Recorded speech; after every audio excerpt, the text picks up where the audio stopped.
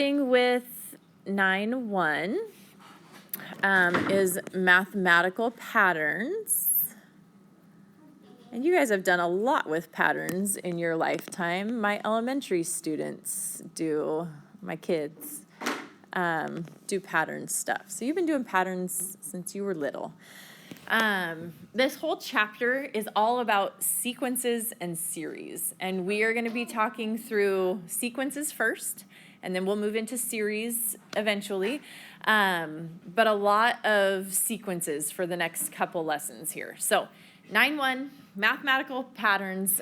We are going to start today with explicit patterns.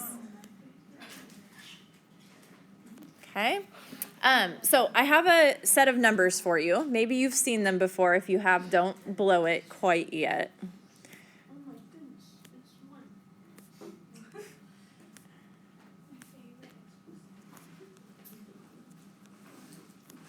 Okay, have you seen that set of numbers before? Do you see a pattern? Yes. What? 1 plus 1 is 2, 1 plus 2 is 3, 2 plus 3 is 5. Right. So 1 plus 1 is 2, 1 plus 2 is 3, 2 plus 3 is 5, 3 plus 5 is 8, 5 plus 8, so on and so forth, okay? We're looking for a rule, something that's happening in each pattern. And this is actually called the Fibonacci sequence. Have you heard of that? Yeah, Fibonacci sequence. Yeah, see, it's right there. If you've looked around my room, you've seen it. This actually happens a lot in nature. I have pictures for you. This is geometry, yeah. There's definite geometry in it. This is the Fibonacci sequence in nature. Like, it happens all over the place. In flowers, in shells, in a seahorse's tail. The Fibonacci sequence is what makes that design. Isn't that so cool? Like, what a mighty God we serve, right? Do you want to just sing the song? What a mighty God we serve. Because I do. But anyway, so that's the Fibonacci sequence. So that's what we're going to be working with, is sequences, patterns, the way things unfold. So what you need to know is a sequence is an ordered list of numbers. An ordered list of numbers. Okay, you can't just throw a bunch of numbers in. Like, I can't say, oh, there's a 1, there's an 8, there's a 5, there's a 3, there's a 13. It's in an order, okay? It's an ordered list of numbers. So that's a sequence. We will eventually talk about series. Series have addition. Sequences have commas, okay? We're just comparing this and this and this and this and this. So when we talk about a term of a sequence,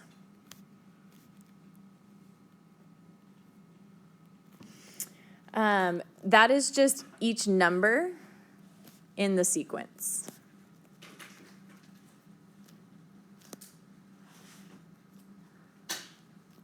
Okay, so the Fibonacci sequence, the number 1 is a term of the sequence. The number 5 is a term of the sequence. So it's just the number in the sequence that we're talking about. So when we talk about that, the notation for it is, we'll say like a sub 1. That's our first term in the sequence. So in the Fibonacci sequence, what is a sub 1? 1, right? A sub 2 is our second term in the sequence. So in the Fibonacci sequence, what is a sub 2? 1 again, right? That's our second term up here, okay? If I said a sub 8, that's our 8th term. So if I say a sub n, we are talking about the nth term in the sequence, okay? Whatever number is our little sub number, that's what term number we are talking about. Which leads me to this question. What term comes before a sub n? Yes, a sub n minus 1, right? If I were looking for the 8th term, for instance, right, a sub 8, and I wanted the term before it, that would be a of 7, or a sub 7, which is 8 minus 1, okay? So when we say a of n minus 1, that's just the term before a sub n, okay? And we will use a sub n minus 1 a lot in these formulas that we're going to do, okay? So a sub n minus 1 is the n minus 1 term. Okay, we are going to talk about, like I said, the explicit formula. That's an X, not a Y, but it looks like a Y.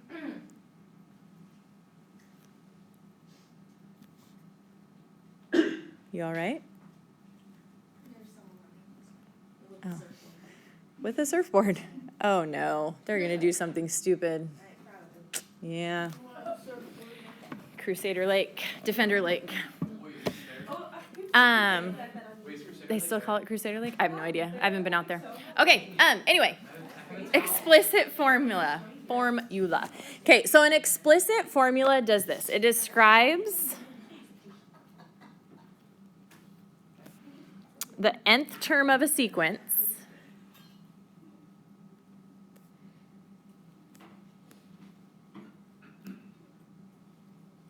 using n. Okay, describes the nth term of a sequence using n. Sorry, my screen looks so different than yours. You guys can see like extra space here. I'm out of space there. That's better. Using n. I don't know. Okay, so let me show you an explicit formula. Example 1. If I give you a sub n equals 3n minus 5 as my explicit formula, and I say find the first 6, we're going to do 6. First 6 terms. Okay. N is our term number. So if I want to know the first term, a sub 1, I'm going to plug a 1 in for my n, right? So I'm going to go 3 times 1 minus 5. What is that? That would be negative 2. Okay. If I want the second term, I'm going to plug a 2 in. 3 times 2 minus 5. So 6 minus 5, you get 1. Okay. If I want the third term, I'm going to plug in 3 times 3 minus 5, and I get 4. Okay, now you might see a pattern starting to happen from here. Do you see what's happening each time? You're adding 3. So really, I don't need you to show me all of this for all of them. Once you see what the pattern is, you're welcome to just keep going with that. A sub 4 would be 7, a sub 5 would be 10, and a sub 6 would be 13, right? Once you see the pattern, you may just use the pattern. Now, if you want to show all the work, great, go for it. But I'm not going to require that of you. I feel like you're above that, you can do it. So your answer for finding the first 6 terms, like I said, sequences use commas. So your answer is this as a sequence: negative 2, 1, 4, 7, 10, and 13. That is your sequence, your first 6 terms in this sequence. Okay? So what if I said, what's the 20th term? What do? You just plug in a 20. You would go 3 times 20 minus 5 is 55. Okay, if we wanted the 20th term.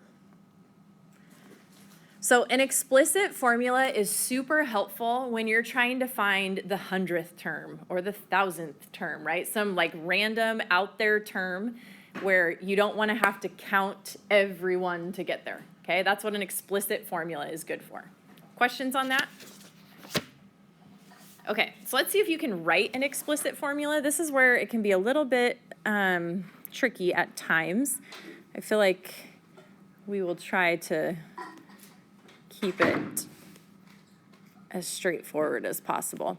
So they're going to say write an explicit formula.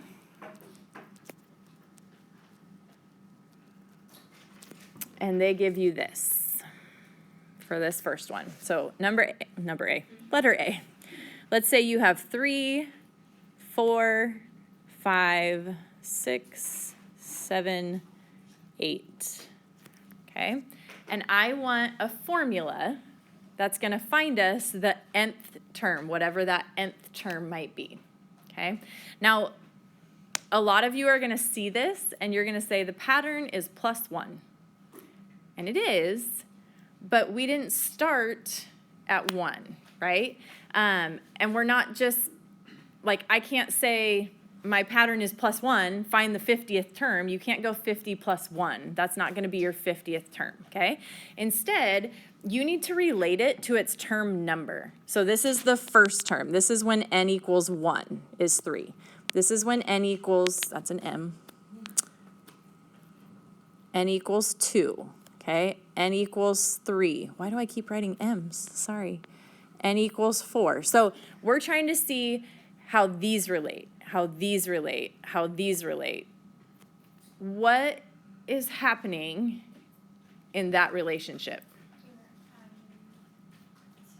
You're adding 2 to the n term, right? Whatever your nth term is, you're adding 2 to it.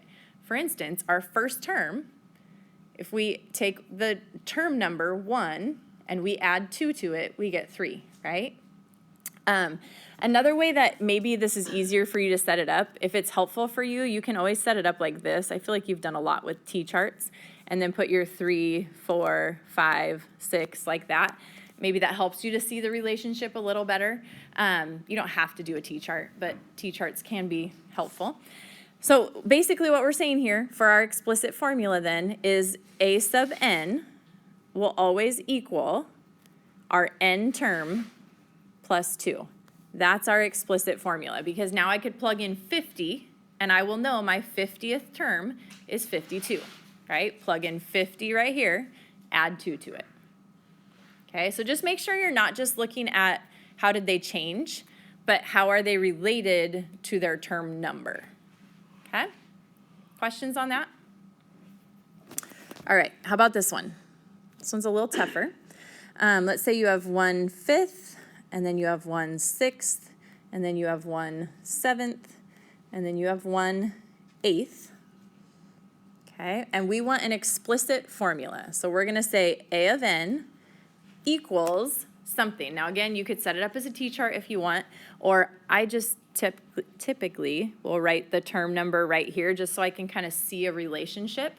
Do you see a relationship between those, or those, or those, or those? It's all the same relationship. For the first term, okay, what are you doing in your denominator? You're what? Sorry, the relationship from here. Oh, I see what you're saying. Yes, you're taking the first term divided by 5. Yeah, you can think of it like that. When your whole numerator stays the same, that's going to stay the same in your formula too. So that 1 on top is not going to change. We're going to leave that alone. It's our denominator that's doing something each time, right? What's it doing? It's your term number plus 4, right? So my first term plus 4 gave me 5. My second term plus 4 gave me 6. My third term plus 4 gave me 7.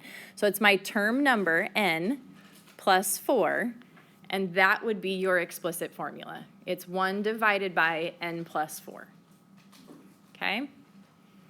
Okay, we'll see if you can get this one. This one's a doozy. This is more of a bonus question type question, but we'll see if you can figure it out. 2, 4, 8, 16. Okay, so this is my first term. This is my second term, my third term, and my fourth term.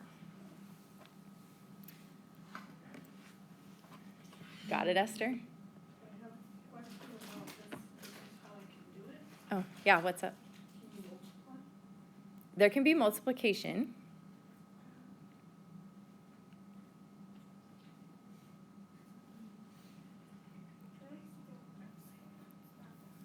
There is exponents. There are exponents involved. 2 to the nth, right? If I take 2 to the first power, I get 2. If I take 2 to the second power, I get 4. 3 to the second, 2 to the third, I wrote that backwards. I get 8, right? So your equation, your formula that you would be coming up with here is your a sub n equals 2 to the nth power. We will make you do that in general, because that one is a little tougher to come up with, but that's what you're doing there. Any questions on that? Okay, so with all of these, you can always check your answer. If you're like, is that right? Plug it in with, you'll always have some number of them given to you. Plug it in with several, and if it works for all of them, you're good, okay? Okay, so that's explicit. Explicit, like I said, is good for, I want to find the 50th term. I can just plug in the number 50. Recursive is a little different. You can't just plug in the 50th term. Recursive formulas relate each term. Relates each, God bless you, term to the previous term. So the term right before it. Okay, so let me just give you a couple examples here, and then we'll lay it out in a little better detail, but just a quick couple examples. Let's say we have 130, 127, 124, 121, ... Okay? There's two different types of recursive formulas that you'll see. There's arithmetic and there's geometric, and we're going to talk about those in the next couple of lessons. But you'll see here, and I'll just mention it so it's in your brain, what arithmetic versus geometric are. So first of all, can you see a pattern happening here? What are you doing? Right, your pattern is -3, okay? We're subtracting 3. So we call this an arithmetic sequence. Like I said, we'll talk about this more later. You don't need to even necessarily write that down right now. But when you're adding or subtracting something every time, it's arithmetic, okay? The way we write a recursive formula is this. You will always have your first term to start it. So what is our first term? Is 130, okay? And then you always write the formula after that for a sub n. And we said earlier, if it's always related to the term right before it, what was the term right before a sub n? n-1, okay? So your recursive formulas will always start like this because you're doing something to the term right before, okay? So it's going to be a sub n-1, and then whatever the pattern is, you do that to your formula. So -3, and this would be the recursive formula, okay? All right, so what if it was this one? We have 3, 15, 75, 375. Okay, what is your pattern? You are multiplying by 5 times 5, okay? When we multiply or divide, we call that geometric. Again, you don't necessarily need to write that down, but we will do that in the next couple days here, okay? So that's geometric. And then to come up with the recursive formula for that, like I said, you always start with your a sub 1. What's our first term? 3. You have to know the first term, right? If it's affected by what comes before it, you have to know where you started. So your first term, a sub 1 is 3. And then your formula is we're taking the term before it and doing what to it?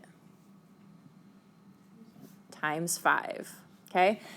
You can write this with a dot. You can write it with an X. You can write it with parentheses. I think I'm going to stick to the dot for this one. But that would be your recursive formula then. Okay, so in general, there are 2 parts to a recursive formula. God bless you. You always need to write your initial condition, your starting number. Okay, your initial condition is your A sub 1. So your first term, right? Maybe that's a better way to write it. You always start with your first term. Okay, the second part is it will always be the formula that you get from it. And that formula will always, always, always start like this. Dot, dot, dot, because you're going to do something to it, but it's always going to be A sub n equals A sub n minus 1 plus something, minus something, times something. You're going to do something to your A sub n minus 1. Okay? Okay.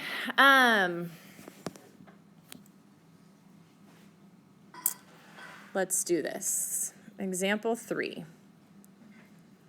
We are going to take this set of numbers, this sequence, 43, 45, 47, 49, dot, dot, dot, and we are going to write the recursive formula and find the 8th term.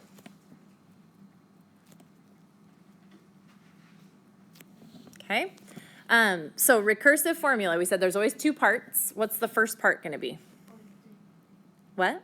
Oh, are you talking about the first term or part? What's it going to look like? A sub 1, right? So always your first term equals 43. Okay, so that's the first part of your recursive formula. Second part is actually the formula itself. So the second part, we're going to say A sub n equals, what comes next always? A sub n minus 1. And what are we doing in this formula? We're adding 2. So you go plus 2, right? 43 plus 2, 45 plus 2, 47 plus 2, okay? So that's the first part. That is your formula setup. But what's the 8th term? How would you find it? You can't plug in 8, because if you plug in 8, you're saying A sub 8 minus 1 is A sub 7. We need to know the 7th term. Do we know the 7th term? No, but we can find it by finding the 6th term, by finding the 5th term, which is already there, right? So really you just keep going. 1, 2, 3, this is your 4th. Oh, that's your 4th term, not your 5th. So 51 would be your 5th term. 53 would be your 6th term. 55 would be your 7th term. So 57 would be your 8th term. So with recursive formulas, there's not like a quick, oh, you can just plug this number in. You have to get there, which is why we will never ask you for obscene numbers. It will be something very close to where you started, okay? All right. How about this one?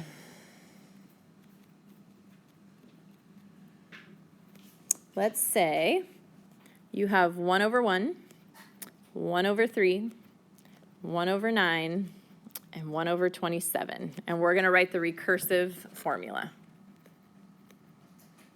Okay? What does it start with? A sub 1 equals 1 over 1. Okay? Second part, A sub n equals what? What always comes first here? A sub n minus 1. And then you got to figure out, what are we doing? Anyone see it?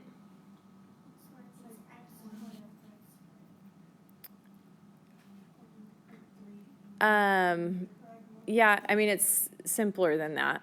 You're multiplying by what? By 1/3, right?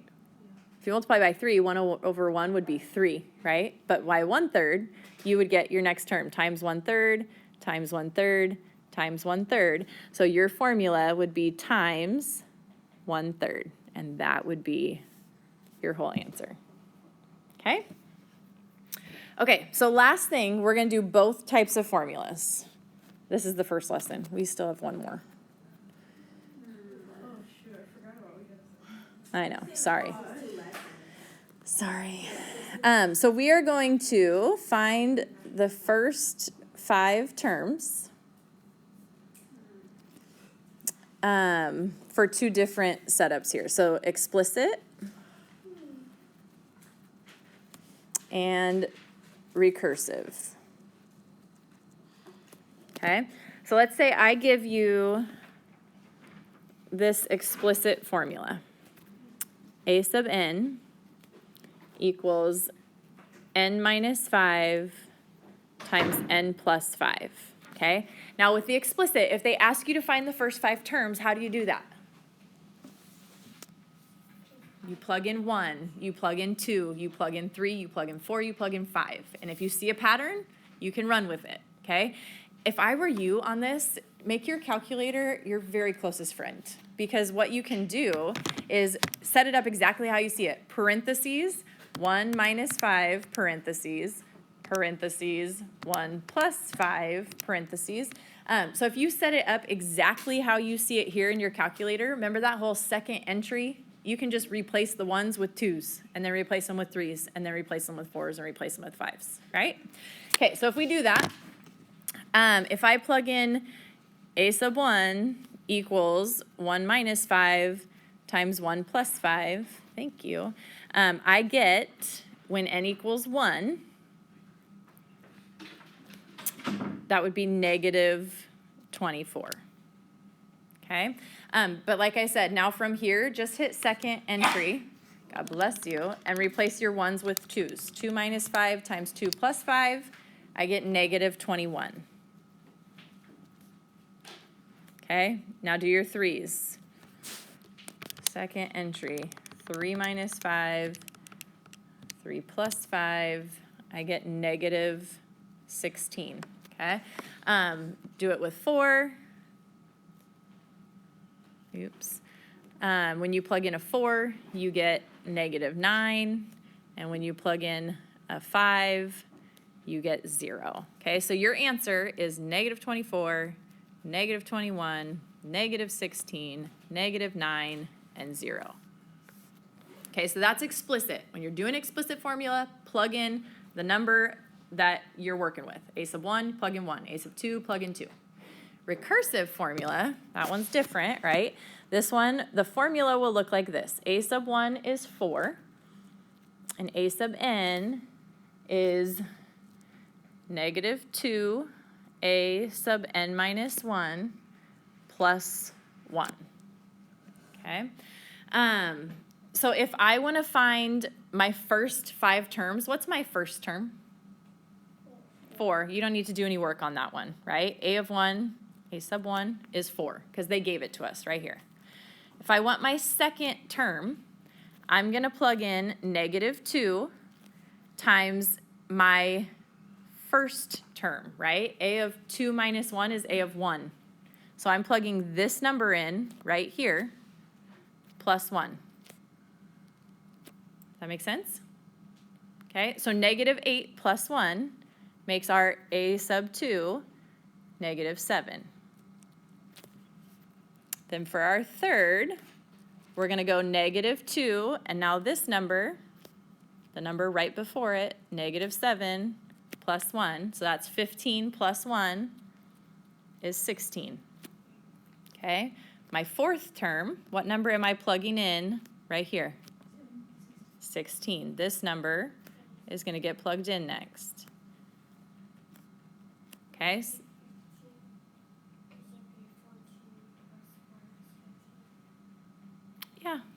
Yeah, you're right. That's what I said. Totally. 15. So this is 15. Negative 2 times 15, that's negative 30. Negative 30 plus 1 is negative 29. And then your fifth term, negative 2 times what number? The number before it, right? Negative 29 plus 1. Plug that in, you get 59. So your sequence, don't forget about this guy, right? We found him early on, or this guy.